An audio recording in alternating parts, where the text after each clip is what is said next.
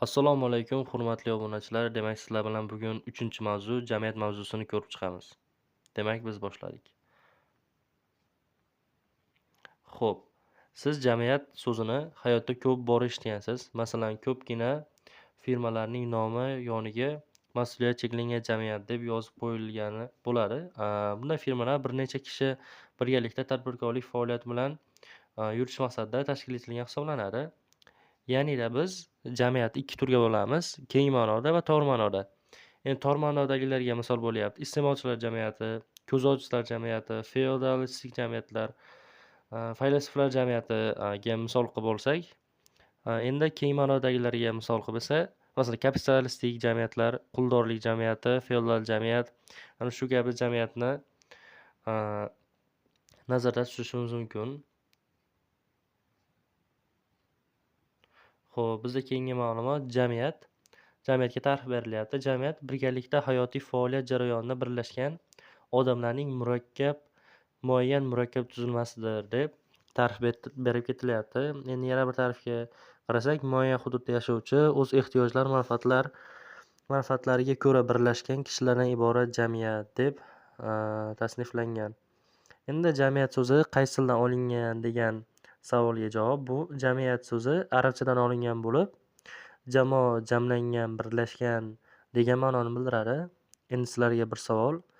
Ya'nida arabcha so'zdan olingan atamalardan 3 tasini kommentariyaga yozishlaringni so'rasin. Xo'p, har qanday jamoa ham jamiyat bo'lavermaydi, lekin istalgan jamiyat jamoa hisoblanadi. Jamiyat murakkab jonli tuzilma bo'lib, mutassil o'zgarib, rivojlanib turadi. Xo'p, demak bu yerda aytilyaptiki, har qanday jamoa ham jamiyat bo'lavermaydi, lekin istalgan jamiyat jamoa hisoblanadi. Xo'p do'stlar, keyingi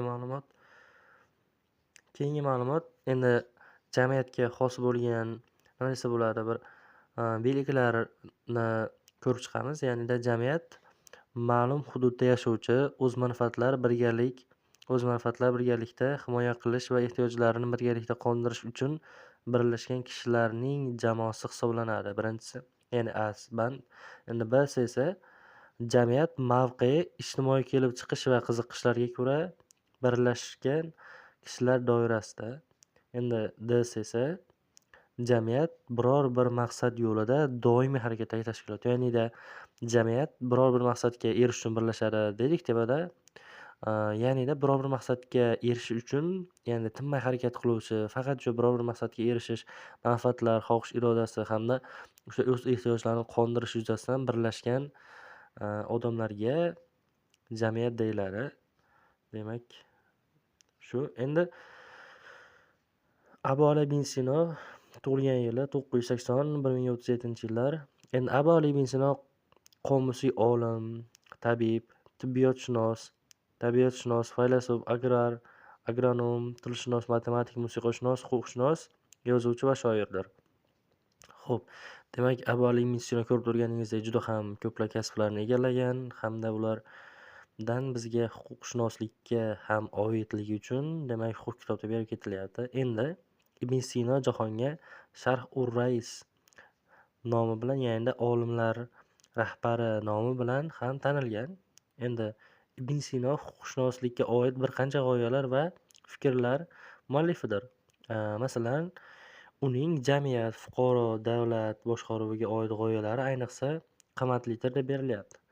Xo'p, demak Abu Ali bin Sino huquqshunoslikka oid ham bir qancha g'oyalar beryapti. Demak u g'oyalar endi jamiyat, fuqaro, davlat boshqaruviga oid bo'lgani uchun qimmatli hisoblanib, endi shu huquq kitobga kiritilyapti. Endi Abu Ali bin Sino ilmiy adabiy merosini 480 dan ortiq asarlar tashkil etdi. Shulardan 160 taga yaqini bizgacha yetib keldi.